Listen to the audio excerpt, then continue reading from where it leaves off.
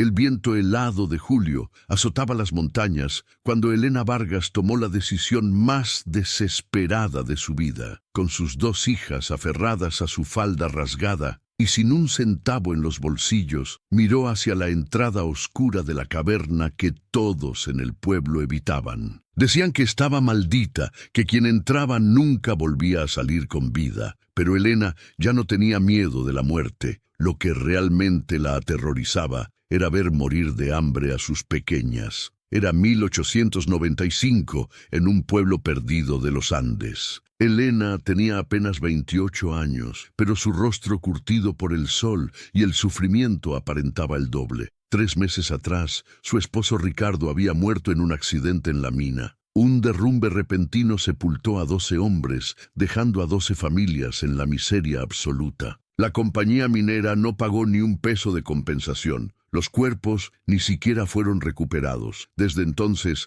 Elena había intentado todo. Tocó puertas pidiendo trabajo como lavandera, como cocinera, como lo que fuera. Pero una viuda con 2 niñas pequeñas era vista como una carga. Las puertas se cerraban con excusas frías. El patrón de la hacienda más grande del valle, don Sebastián Domínguez, la había expulsado de la casita que ocupaban porque necesitaba el espacio para trabajadores productivos. Ni siquiera le dio tiempo para buscar otro lugar. Lucía, su hija mayor de 7 años, ya no lloraba de hambre. Había dejado de quejarse hacía días, y eso era lo que más asustaba a Elena. La pequeña Sofía, de apenas 3 años, pasaba la mayor parte del tiempo dormida por la debilidad. Elena había vendido todo lo que tenían: ropa, ollas, hasta el chal de lana que había sido de su madre. El dinero se acabó en una semana. Fue entonces cuando recordó la caverna.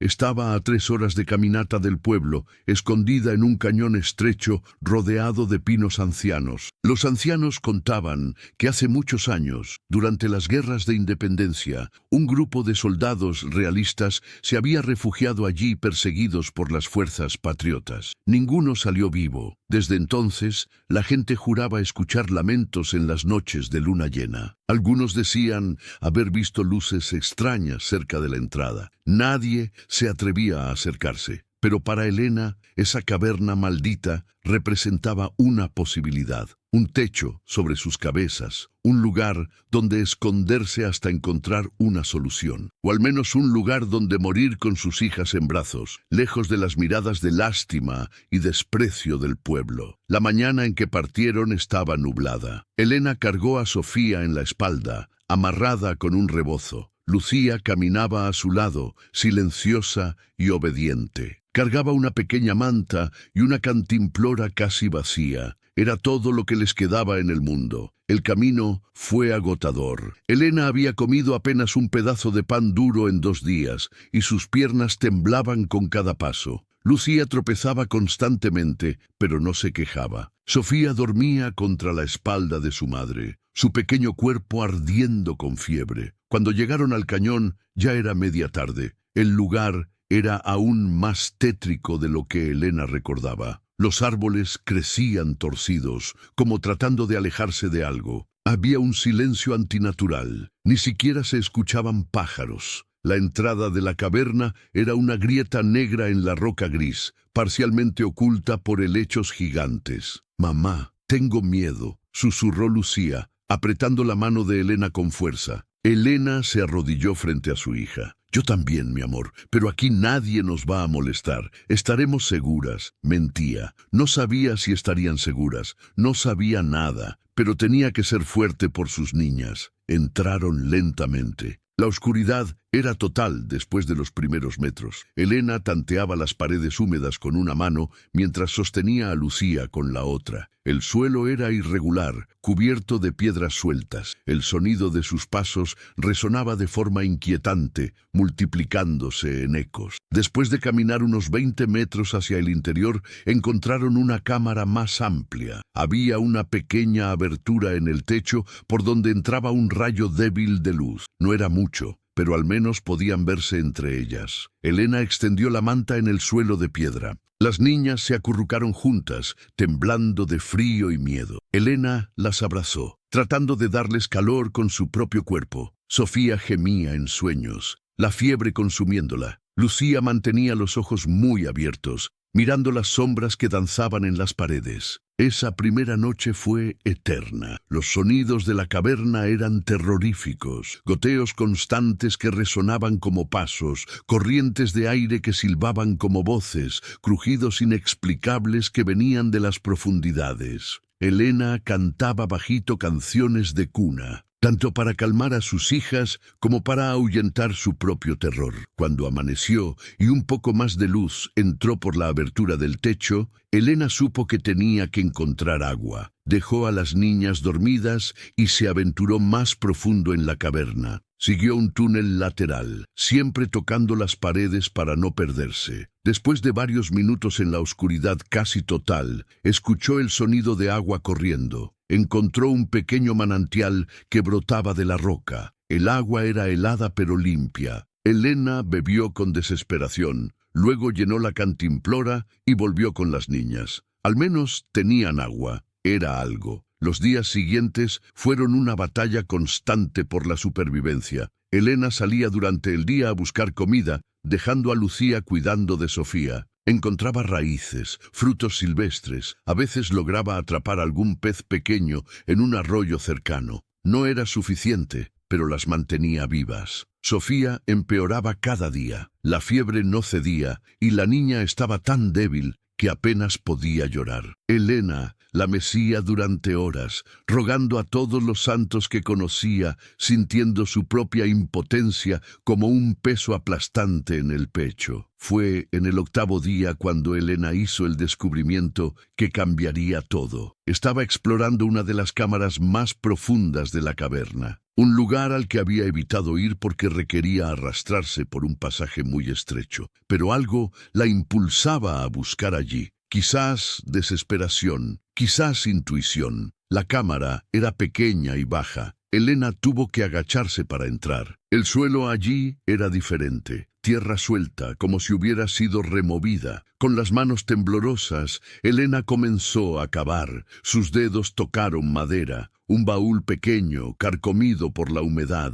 El corazón de Elena latía con fuerza mientras lo sacaba de su escondite. La madera se desmoronaba bajo sus dedos. Cuando finalmente logró abrirlo, contuvo la respiración. Dentro había papeles envueltos en tela encerada, sorprendentemente bien preservados. Y debajo de los papeles, algo que hizo que Elena cayera de rodillas. Monedas de oro. No muchas, quizás 20 o 30, pero para alguien en su situación era una fortuna. Pero no fue el oro lo que hizo llorar a Elena. Fueron las cartas. Con manos temblorosas, comenzó a leer a la luz de una pequeña vela que había traído. Las cartas estaban fechadas en 1824, escritas por un oficial realista llamado Capitán Alejandro Mendoza. En ellas, describía cómo él y sus hombres se habían refugiado en esa caverna, heridos y derrotados, huyendo de las fuerzas patriotas. Pero lo que partió el corazón de Elena fue la última carta. No estaba dirigida a ningún superior militar,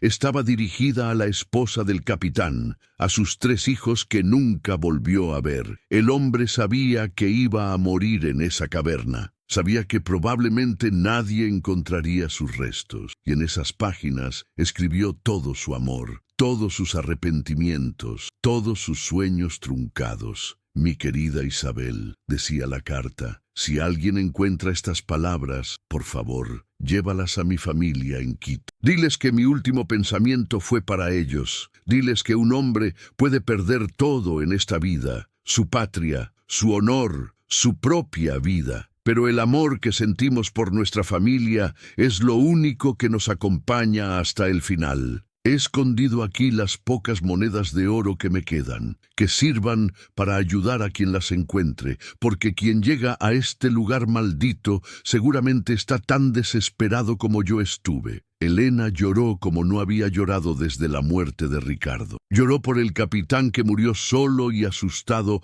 hace 70 años. Lloró por su propia situación. Lloró por la extraña conexión que sentía con ese hombre del pasado, ambos refugiados en la misma oscuridad, ambos pensando en sus familias. Pero también sintió algo más: esperanza. Ese oro podría salvarlas. Podría comprar medicina para Sofía, comida, tal vez incluso alquilar una pequeña vivienda en algún pueblo lejano donde nadie las conociera. Elena guardó cuidadosamente las cartas y las monedas en su rebozo, y volvió donde estaban sus hijas. Lucía la miró con sus grandes ojos oscuros. «¿Qué encontraste, mamá?» «Encontré un regalo», dijo Elena, su voz quebrándose. «Un regalo de alguien que entendía lo que es estar desesperado, y vamos a usarlo para salir de aquí». Esa noche, Elena no durmió. Hizo planes. Al amanecer cargaría a sus hijas y caminaría al pueblo más cercano, a un día de distancia. Allí, donde nadie las conocía, podría vender algunas monedas sin levantar sospechas. Compraría medicina, comida, ropa, y luego iría más lejos, a la ciudad, donde podrían empezar de nuevo. Pero antes de irse tenía una deuda que pagar. Cuando el sol salió, Elena hizo algo que sorprendió incluso a ella misma. Tomó una de las monedas de oro, la más grande, y la dejó en el lugar donde había encontrado el baúl. Junto a ella puso una nota escrita con carbón en un pedazo de tela. «Capitán Mendoza, su regalo salvó a mi familia como usted quiso. En su memoria, dejo esto para la próxima alma desesperada que llegue a este lugar. Que el ciclo de ayuda continúe. Que nadie más muera solo en la oscuridad. Gracias por recordarme que incluso en los momentos más oscuros, la bondad humana puede brillar». Elena Vargas, 1895. Salieron de la caverna en una mañana clara. Elena cargaba a Sofía, que parecía un poco mejor después de haber bebido agua hervida con algunas hierbas medicinales que Elena había encontrado. Lucía caminaba junto a ellas, y por primera vez en semanas había un atisbo de sonrisa en su rostro. El camino de vuelta a la civilización fue largo pero lleno de esperanza. Elena se detuvo en el primer pueblo y con una de las monedas compró comida caliente, medicina para Sofía, mantas limpias. La niña comenzó a recuperarse casi inmediatamente. En las semanas siguientes, Elena usó el oro con sabiduría. Alquiló una pequeña casa en un pueblo donde nadie las conocía. Compró una máquina de coser usada y comenzó a trabajar como costurera. Sus manos eran hábiles y pronto tuvo clientas regulares. Pero Elena nunca olvidó de dónde vino esa segunda oportunidad. Cada mes apartaba un poco de dinero, y cuando juntaba suficiente, buscaba a alguien en situación desesperada y lo ayudaba anónimamente. Una viuda que necesitaba medicinas, un huérfano que quería estudiar, una familia expulsada de su hogar. Años después, cuando sus hijas ya eran mujeres adultas, Elena les contó toda la historia. Les mostró las cartas del capitán Mendoza, que había guardado cuidadosamente todos esos años. Les explicó cómo un acto de bondad de un hombre muerto hace décadas les había salvado la vida. Lucía, que se había convertido en maestra, decidió investigar. Logró rastrear a los descendientes del capitán Mendoza en Ecuador. La familia había pasado décadas sin saber qué había sucedido con su antepasado. Las cartas que Elena había preservado les dieron el cierre que necesitaban. En gratitud, la familia Mendoza insistió en conocer a Elena. El encuentro fue emotivo. Los bisnietos del capitán abrazaron a Elena, agradeciéndole por honrar la memoria de su antepasado. Juntos decidieron crear un pequeño fondo para ayudar a familias en crisis en ambos países. Elena vivió hasta los 78 años. Vio a sus hijas casarse y tener sus propios hijos. Vio prosperar al pequeño fondo que comenzó con las monedas de un hombre muerto. Y cada año, en el aniversario del día en que encontró el baúl, volvía a esa caverna. Ya no era un lugar de terror para ella, era un lugar sagrado, un recordatorio de que la bondad humana trasciende el tiempo y la muerte. Dejaba flores en la entrada y susurraba una oración por el capitán Mendoza y sus hombres. La última vez que visitó la caverna, Elena tenía 75 años. Apenas podía caminar, pero insistió en hacer el viaje, acompañada por sus hijas y nietos. Llegaron a la entrada y Elena, con lágrimas en los ojos, les contó la historia completa por última vez. «Ven, mis amores», dijo con voz temblorosa. Este lugar que todos temían fue donde encontré no solo oro, sino algo mucho más valioso, la prueba de que nunca estamos realmente solos, que la bondad de un extraño puede salvarnos, y que cuando recibimos ayuda, nuestro deber es ayudar a otros. Así es como sobrevivimos como humanidad, no solo como individuos. Antes de irse ese día, Elena colocó una placa de bronce en la entrada de la caverna. En ella estaba grabado: en memoria del capitán Alejandro Mendoza y sus hombres, quienes en su momento más oscuro pensaron en ayudar a futuros desconocidos, y en memoria de todas las almas desesperadas que buscan refugio en la oscuridad, que siempre encuentren luz. Elena murió pacíficamente 3 años después, rodeada de su familia. Su funeral fue multitudinario. Personas de todos los pueblos vecinos vinieron a despedirse de la mujer que había ayudado a tantos en silencio. Sus hijas continuaron su legado. El fondo que comenzó con las monedas del capitán creció y ayudó a cientos de familias. A lo largo de los años, y la caverna que antes era conocida como la Cueva Maldita, comenzó a ser llamada la Caverna de la Esperanza. Hoy, más de un siglo después, el lugar es visitado por personas que conocen la historia. Ya no es un lugar de miedo, sino de inspiración. Y se dice que a veces, en noches muy silenciosas, si escuchas con atención, no oyes lamentos, sino susurros de gratitud. El espíritu del capitán Mendoza finalmente en paz, sabiendo que su último acto de bondad salvó vidas y creó un legado de generosidad que continúa hasta hoy. La historia de Elena Vargas nos enseña que incluso en nuestros momentos más oscuros, cuando todo parece perdido, la bondad puede aparecer de las formas más inesperadas. Nos enseña que nuestras acciones, grandes o pequeñas, pueden resonar a través del tiempo y tocar vidas que nunca conoceremos. Y nos recuerda que el verdadero tesoro no está en el oro o la plata, sino en nuestra capacidad de tender la mano a otros en su momento de necesidad. Porque al final, lo que nos define como humanos no es cuánto acumulamos para nosotros mismos, sino cuánto compartimos con los demás. ¿Y tú? Si estuvieras en el lugar de Elena, ¿habrías tenido el valor de entrar en esa caverna? ¿Habrías usado ese oro solo para ti o habrías continuado el legado de bondad? La respuesta a esas preguntas dice mucho sobre quiénes somos y quiénes queremos ser.